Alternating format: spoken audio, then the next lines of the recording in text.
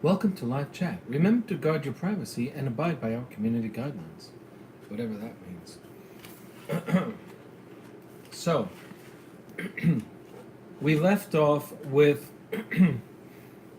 talking about the obstacles. Now, I know I covered this in part 8, but I don't like the way I covered them, so no big deal. You can simply listen to them again. We're going to go through the obstacles more fluidly, and this way we can talk about them. The last one has 4 pages of them. So we're going to talk about obstacles and identify what each of them will do to us if we allow it. Obstacles to the devotion. Obstacles which prevent us from deriving all the fruit we should from the devotion to the Sacred Heart. Obstacles to deriving the fruit, all the fruit.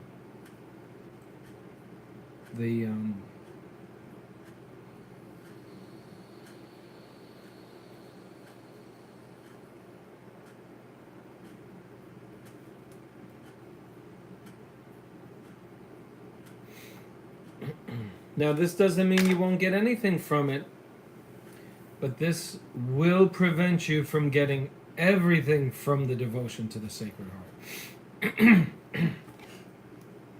The first one is to be tepid. What is tepid?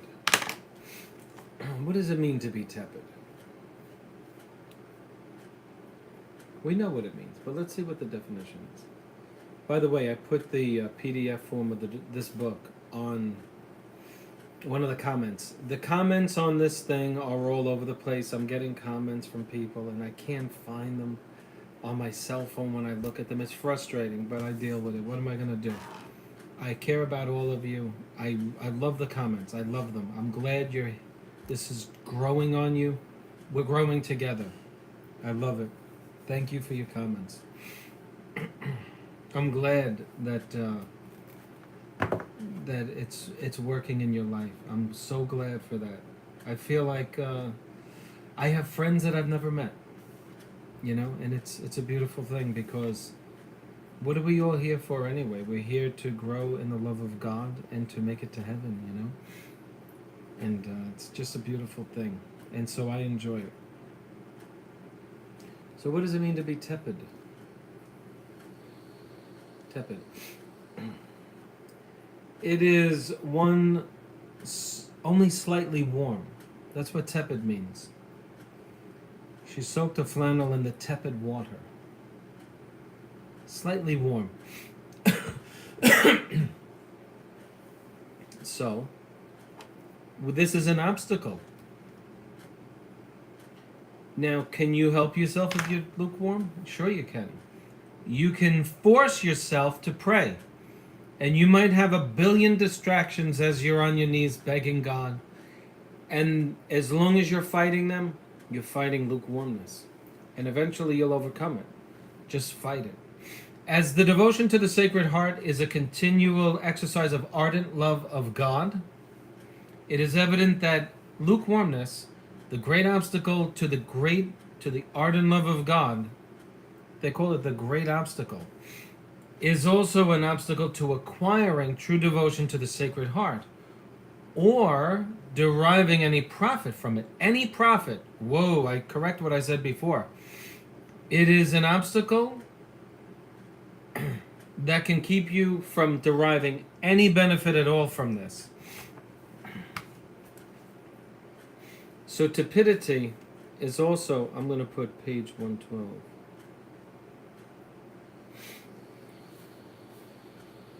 Can prevent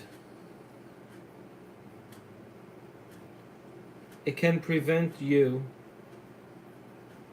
from deriving any, and I'm highlighting the word, any benefit. from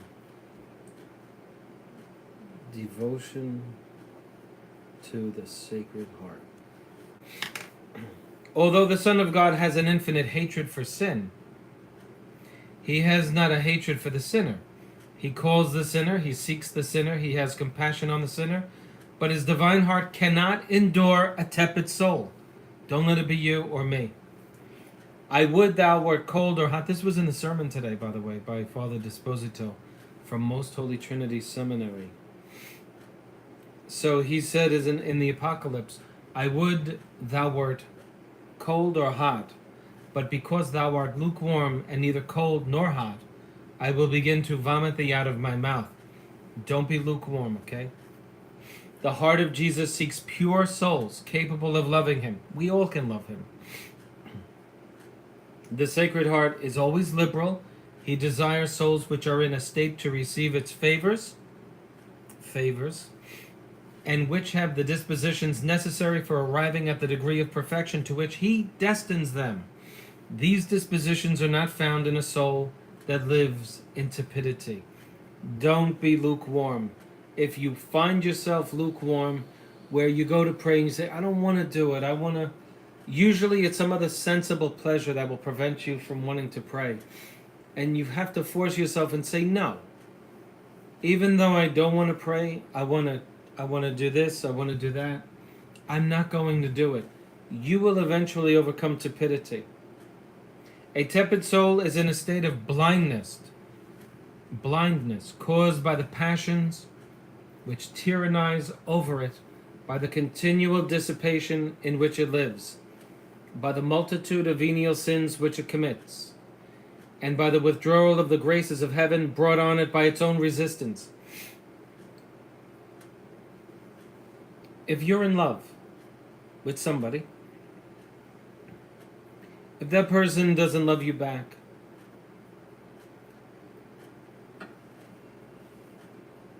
what happens in a relationship?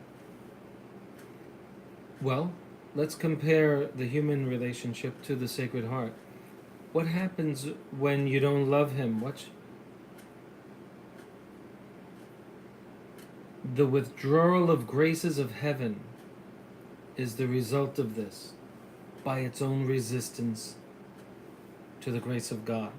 God himself treats you like a lover who has been abused. If you abuse his grace, take him for granted, give him half-hearted prayers, the result will be that he will withdraw himself the way a lover does when you abuse them. That's what I learned today when I read this. A tepid soul is in a state of blindness, caused by the passions which tyrannize over it, by the continual... How do they live in this blindness? 1, by the continual dissipation in which it lives. Characteristics, I'm writing, of tepidity.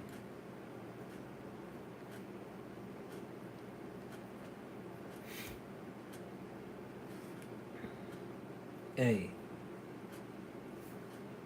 dissipation. What is dissipation? It's wastefulness. You live dissipatedly. Like if you had $2,000 in your pocket and you go out one night and you come back with $85. That's a life of dissipation. What did you do with this money? Oh, I did this, I did that, I just had fun. Dissipation. Hey Siri, define dissipation. Hey Siri, define dissipation. I don't want it transferring to this device that I'm doing this video on. So I wanted to say it quietly, but guess what? It didn't do it. Dissipate. With reference to a feeling or other intangible thing, disappear or cause to disappear. The concern she felt for him had wholly dissipated. Disappear, vanish, evaporate, dissolve, squander money. Okay? Dissipation. So you live in a life of dissipation by the multitude of venial sins,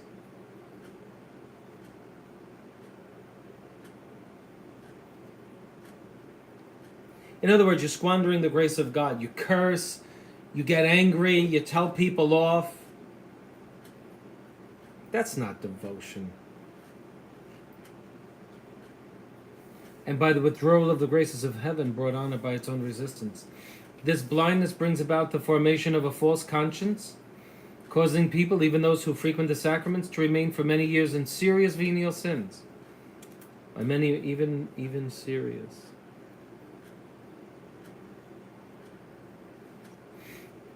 Even, a friend of mine told me that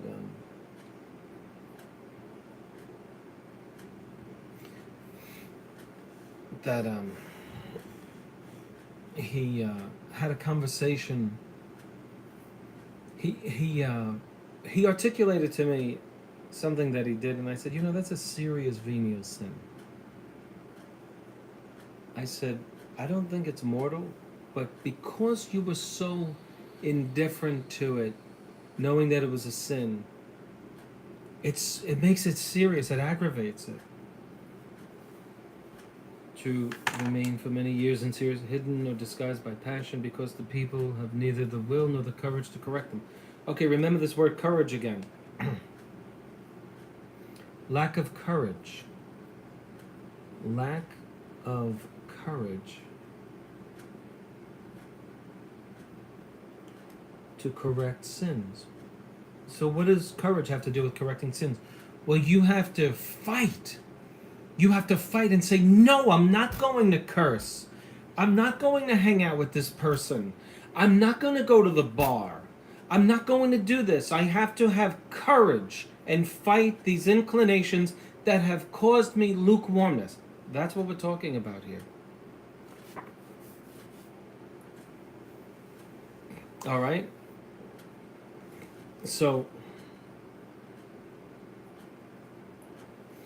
obstacles to deriving the fruit, all the fruit of the devotion. Lukewarmness. Characteristics of lukewarmness is dissipation of life and lack of courage to correct faults. Very good.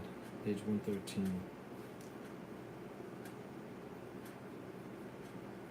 Okay. We sometimes see religious or seculars who make a profession of piety, nourishing secret aversions. I hate this person, I hate that. Envenom jealousy, dangerous attachments, a spirit of bitterness, and murmuring against superiors, self-love and pride, which influence all their actions. He's describing a mediocre Catholic, somebody not in a state of mortal sin. But you think that God is going to come down to you and give you something extraordinary when you don't even try to overcome your ugliness? Come on. It's not going to happen. Yes, you'll go to purgatory and save your soul. But if you're not trying, we're here to perfect ourselves. And if you give God this much, He's going to give you this much.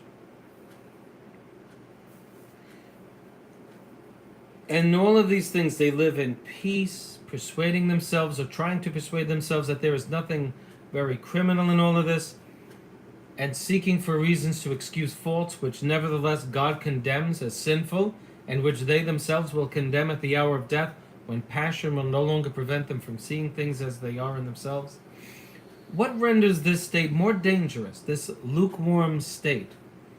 And what compels Jesus Christ to reject a tepid soul from His heart is that it is, in a certain sense, desperate, because lukewarmness is rarely ever cured.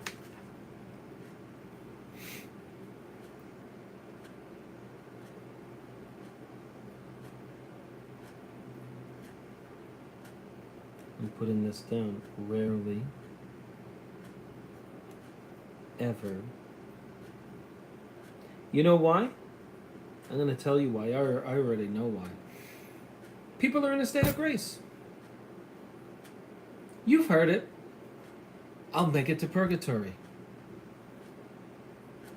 That is so offensive to God. I don't have to go to Mass every day.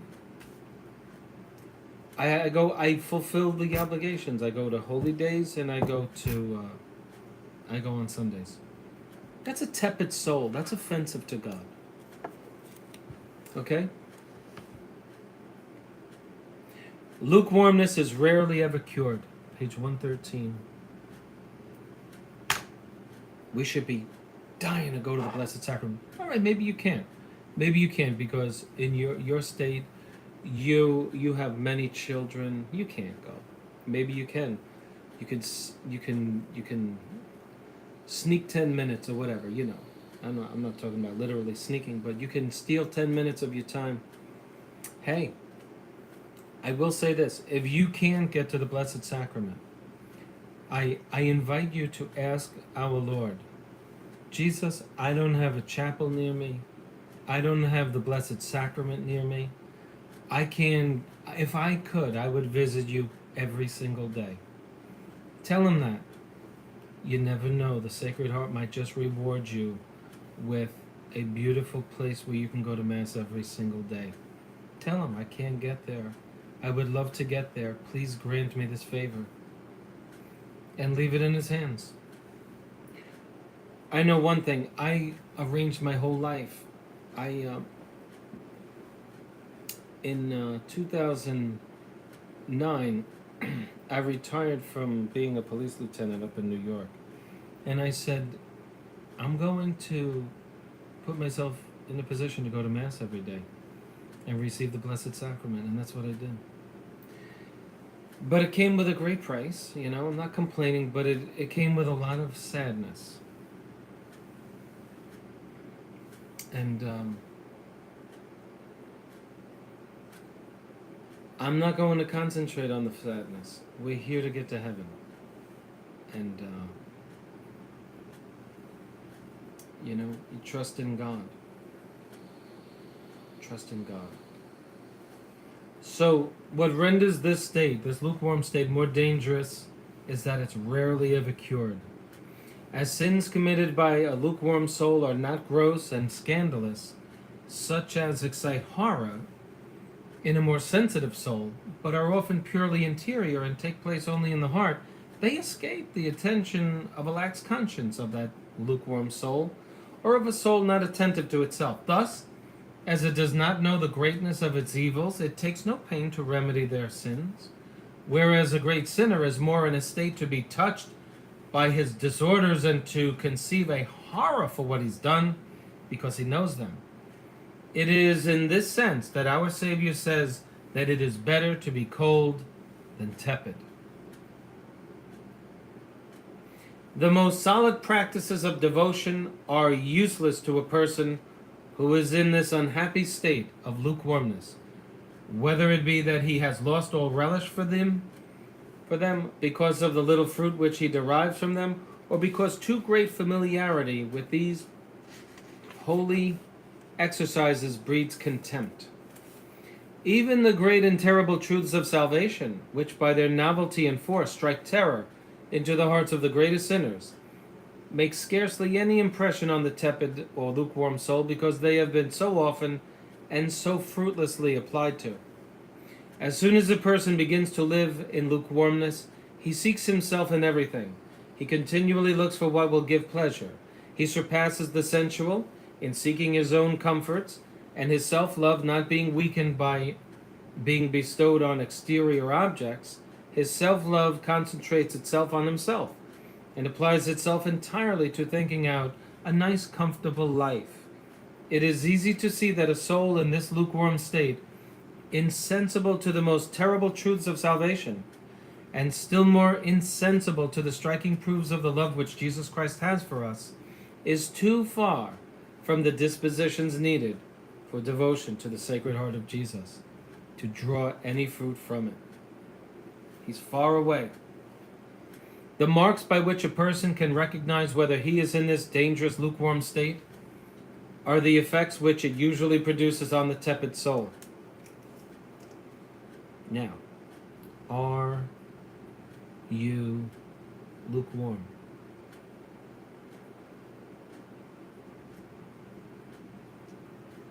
Signs that you are lukewarm.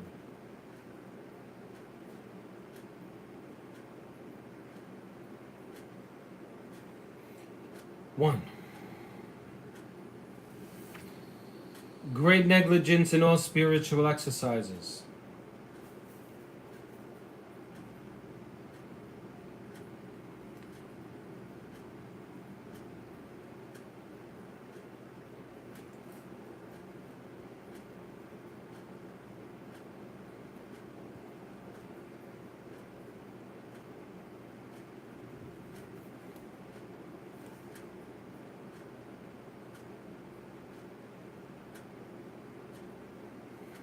Prayers without attention.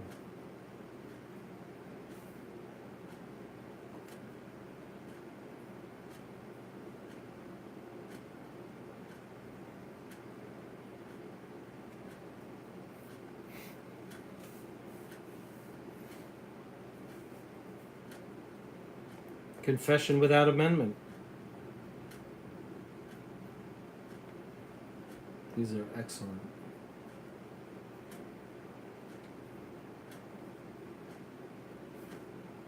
Communions without preparation.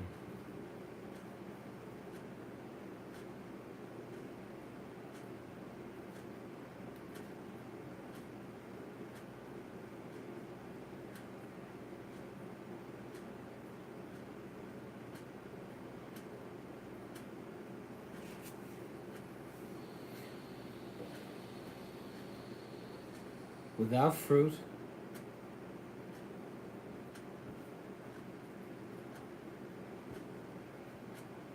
And without fervor.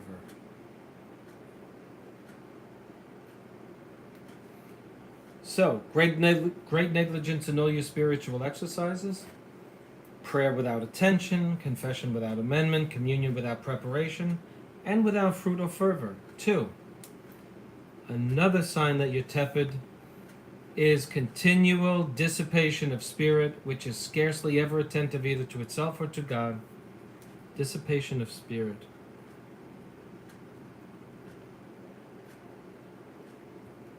Of spirit.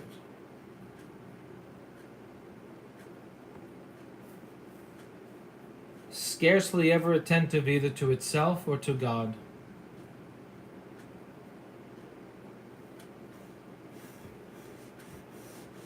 Hold on a second.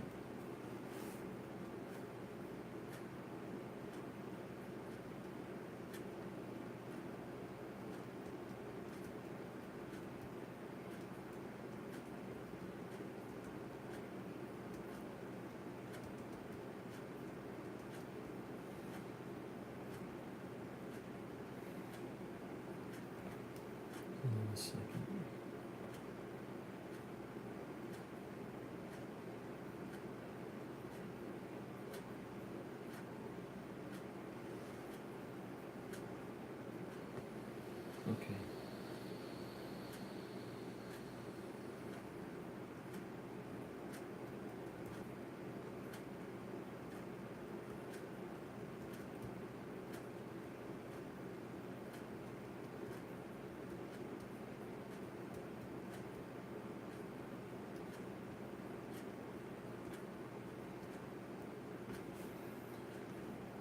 Dissipation of spirit.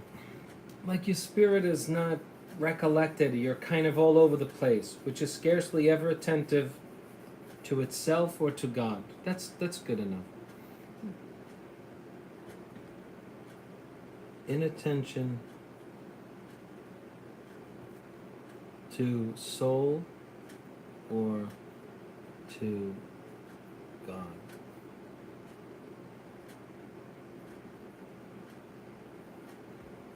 Engrossed in indifferently, actually, it says. I'm going to put in 1,000 things.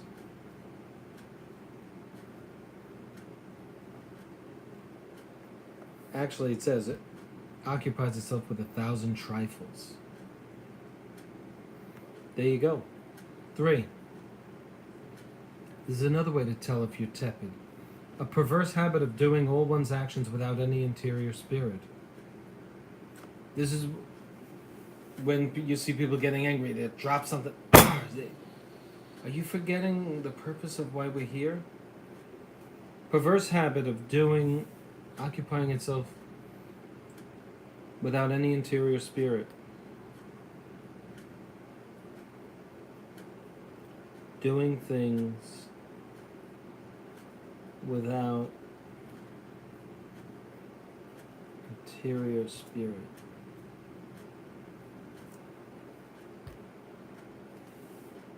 By whim or custom, and of taking no pain to prevent passion.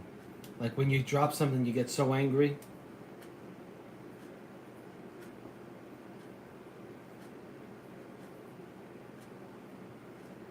To prevent passion.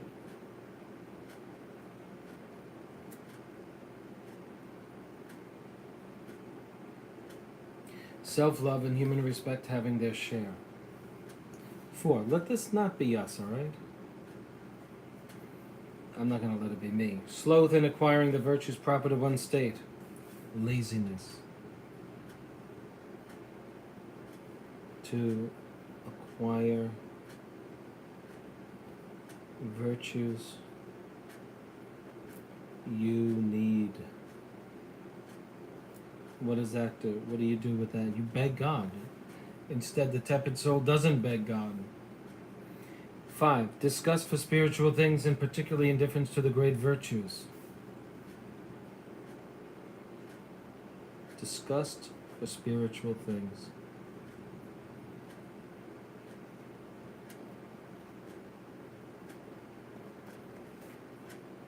Disgust for spiritual things, particularly not caring about great virtues. In the state of tepidity, the yoke of Jesus Christ begins to feel heavy. The exercises of piety become a burden. I'm going to put that down. Piety becomes a burden.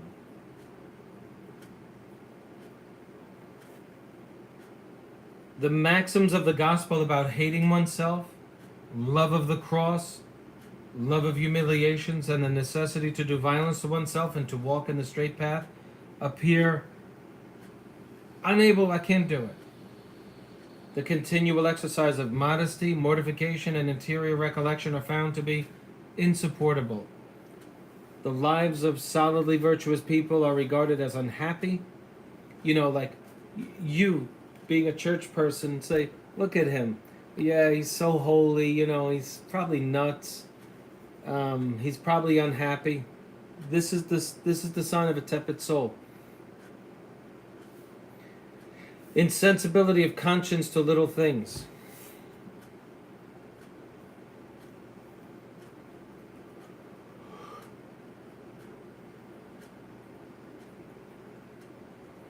A disregard of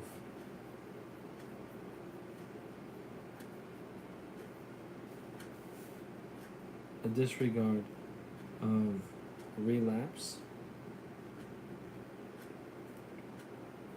into sin. Insensible to infidelities. One of the other ways to know that you're tepid is you're insensible, you disregard your relapses into things that you gave up 6 months ago, last year. You curse again. You exaggerate. You tell an off-color joke. That's a sign of tepidity. You're falling into lukewarmness. This is summed up by saying this person easily allows himself to commit all kinds of deliberate venial sins. But how it ought to be feared that all of these faults, want of delicacy of conscience, facility to relapse into the same faults, and to confess them without correcting them, negligence, contempt for little things, indifference for great virtues, infidelity in the exercise of piety, repeated loss of fervor, may be visible marks of a dying faith, be careful, may be visible marks of dying charity that is almost extinct.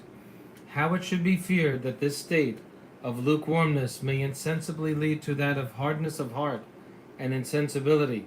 This unhappy state is all the more dangerous because people do not know it enough, nor fear its fatal effects. Thus, those who have no taste for the devotion to the Sacred Heart, and those who practice it, but derive no fruit from it, have reason to fear that their lukewarmness is the very obstacle which causes these effects. As the fatal cause of this unhappy state often comes from deep-seated self-love, the means given in the following chapter to kill or at least mortify this self-love will serve as a remedy for this lukewarmness, since true mortification and fervor are inseparable. Mortification, overcoming your bad habits by denying yourself, and fervor, they're inseparable. So if you mortify yourself, you'll grow more fervent. Just remember that.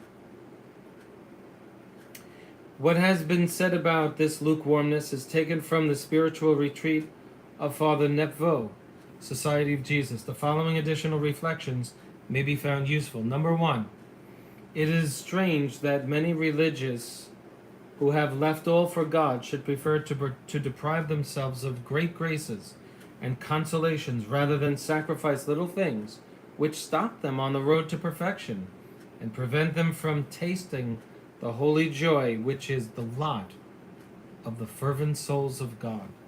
2, it is no less strange that people who have made great sacrifices to assure their salvation and merit a happy death sometimes die with regret and trouble, and this for want of a little more generosity. 3, what is it that hinders us? Persons in religion frequently have good desires, but because of cowardice, such as people of the world would not think religious capable of being, they fail to put them into practice. We have sometimes begun to serve God well. All those times we were endeavoring to deceive people? No. If God had been the true motive of our conversion, how comes it that with such a motive we do not persevere? 4, truly, either the saints have done too much, or we do not do enough to be saints. But you will say, a person would have to be a saint to live as the saints have lived. Let us rather say we must make ourselves saints, and it is only by living as the saints have lived that we can do this. People never think. Another consideration from this book, he's just throwing ideas out there. I'm not making notes on any of this stuff. This is kind of common sense. 5, people never think that it is too early to begin to work out too late. People never think that it is too early to begin to work or too late to continue when there is question of amassing riches, which after all must be left to others, or of gaining a vain reputation in the world, but when there is question of gaining heaven or acquiring eternal happiness, they think that it is too soon to begin in youth and too late when old age comes. Then again, some people of good natural talents, or of gifted mind and quick wit, think that they cannot be expected to resign themselves to lead a perfect life. As a matter of fact, great natural qualities, so far from being an obstacle to sanctity, have at times been made helps toward arriving at the most sublime virtue. What an error it is to imagine that there is any age or state not suitable for great virtue. What answer can those people give who imagine that such is the case, when it is pointed out to them that there have been great numbers of saints in every age and in every walk of life, and that they have become great saints in every kind of condition and employment? Not only will the example of these saints be brought in judgment against us one day, but our zeal for worldly interest will be made to condemn us. When we plead our age or employment or condition of life as an excuse for our lukewarmness and our cowardice, we shall be reminded that we worked and suffered more in the service of the world at the same age, employment, and state of life than God asked us to do for heaven. Number 7 consideration. No one would dare to say or would be satisfied that people believe about him that No one would dare to say, or would be satisfied, that people believe about him that after 10 years spent in the study of human science, he would deem himself happy if he knew as much as he did after the first 6 months. Yet we find people who make a profession of piety, and even some whose principal employment is to become perfect, who after 10 or even 20 years study and practice of the sublime sciences of salvation, are not ashamed to say, and are content that people believe that they would esteem themselves happy if they were as fervent and mortified and holy as they had been after the first 6 months of their perfect conversion. They endeavored to divert their thoughts from this fact by all kinds of dissipation and by the insipid pleasures of their cowardly life. But when these people come to the end of their life, how great will be their remorse at the hour of their death. 8. Are we really convinced of the truth of the doctrines of our holy religion? If we do not believe them, we are doing too much. But if we really believe them, we are certainly doing too little.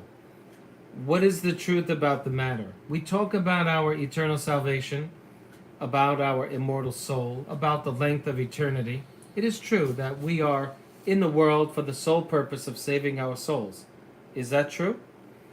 Is it true that Jesus Christ became man and died to save us, and that salvation is the only affair which merits all our attention, and which depends on the attention which we pay to it? Is it true that if our salvation is lost, all is lost, and that whoever puts himself in danger of falling into this all-important affair is risking the loss of everything, and that a life of lukewarmness is one of the chief causes of failure to secure salvation? Is it true that eternity is at stake? Do you really believe this? Could God have been deceived when he said that everything else is of no consequence? Could God have made a mistake in directing all the cares of his providence to this end? Could God, who understands everything and who is the beginning and the end of everything, be indifferent about the loss of our souls? Why so many tears, such cruel remorse in hell, if the good which the damned have lost required such little effort to be gained? And why do people shudder at the thought of eternity if it is of little consequence to be eternally miserable? But does this carelessness in avoiding the supreme evil show that it is feared as it should? And is not a life of lukewarmness and indifference a sign of carelessness about the loss of salvation? Yes, it is. Is God then of so little consequence that it can be a matter of indifference to us whether we lose him or not? 9th consideration. If we reflected frequently in this manner, we would be ashamed of leading a tepid life and of being cowardly in the service of God, and we would soon begin to love Jesus Christ. But alas, even though we make such reflections and are touched by them, a moment later we seek to distract ourselves as if we were angry at seeing ourselves as we are, and of being touched by our state, like a man beholding his own countenance in a glass, presently forgot what manner of man he was. James 1:23-24. The second obstacle to developing this awesome devotion to the Sacred Heart is self-love. Okay? And so the first was lukewarmness, and they went in and explained the whole thing. The second obstacle is self-love. And so I'm going to leave it off at that. Tepidity was the first one. Self-love is the second one.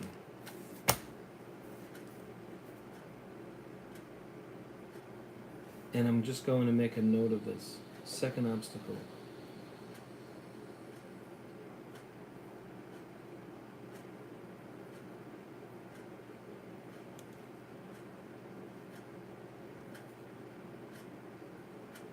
self-love. And I will see, it's taken long because I'm making my notes as I read this. I'm making notes. This is a manual for the spiritual life and for devotion to the Sacred Heart. As I read it out loud, I'm hearing it, I'm saying it, I'm learning it, and then I'm writing it. So I'm doing like 4 different things at the same time. And then I'm going to reread this. So it's 5 things as you make notes. And this is the way you cement these things into your head. And you keep these notes and you keep rereading them when you sit in front of the Blessed Sacrament. And it will become a way of life. This is something, these notes, you'll have for years. And this is what we need to do with this book. We need to interiorize it. This is not a book that you read and say, oh, I read that book, it was great. This is the book for the devotion for the rest of your life. Okay? Anybody watching this, I literally hope to help lead you along the way to perfect love of Jesus Christ. Because you know what? You are helping me to do the same thing. I confess that I myself was lukewarm because I just started engaging in all the things opposed to the devout practice of the spiritual life, and eventually the human being is so weak anyway as it is, and without constant prayer and courage to fight this weakness, you fall into lukewarmness. But now God has my full attention, and when that happens, I have a great desire to share the great fervor that He gives to me, and I want to share it with other people. And I always had this devotion to the Sacred Heart because I was really moved by the promises that come from the Sacred Heart. Because what God promises to those who really go out of their way to begin to truly love Him, the promises are so amazing that you could scarcely say, I'm not going to do this. I can't do this. These promises, 20 pages of promises for people in the world and the religious life who devote themselves to the Sacred Heart. Here it is. I mean, it's awesome. So I'll end with that, and we're at 42 minutes. I hope everybody gets a chance to listen to this book. I provided a link in one of the comments on this thread, although the comments get buried in. I don't like the way YouTube does their comments. Review 9 replies, then you got to go through all of them, and I just don't like it. I don't like it at all. But what can I say? I mean, it's all right. So I'll continue the obstacles to devotion to the Sacred Heart. Yes, I'll begin the obstacles to the Sacred Heart tomorrow, because I've done, I think, 3 videos today on this, and each of them was at least an hour. One of them went into like an hour and a half, and I just hope I hope anybody who's listening to this will literally listen to this from the beginning, because please listen to it, please. I want to encourage people that if you give yourself to the love of God, He's going to give Himself to you. He's just going to give Himself to you. And I've read this book before. I've listened to it on audio. And when the man who wrote this, knowing that he was devoted to the Sacred Heart, and he lived during the time that this book was being written, and look, let's face it, I'm asking for God to grant literally miracles in my life. And so if this is the way that we're supposed to go, this is the way that God is going to hear all your prayers. I mean, that's the way He wants. That's His formula, and so we have to follow it. So thanks for watching. I will continue this tomorrow, and I hope all of you start praying more, believing more, having more confidence, and practicing this awesome devotion to the Sacred Heart daily. Daily, daily, daily. And what is it? It's loving God, loving the heart that isn't loved. That's what devotion to the Sacred Heart is. It's not this formula of prayers, I gotta do this. It's starting to overcome your sins, being more devoted to prayer, and thinking upon Jesus as this lover who loves you so tenderly, and just loving him in return by giving up your bad habits, by praying more, by thinking about him more. How could you sin when you know he's there watching you and saying, I don't want you to do that?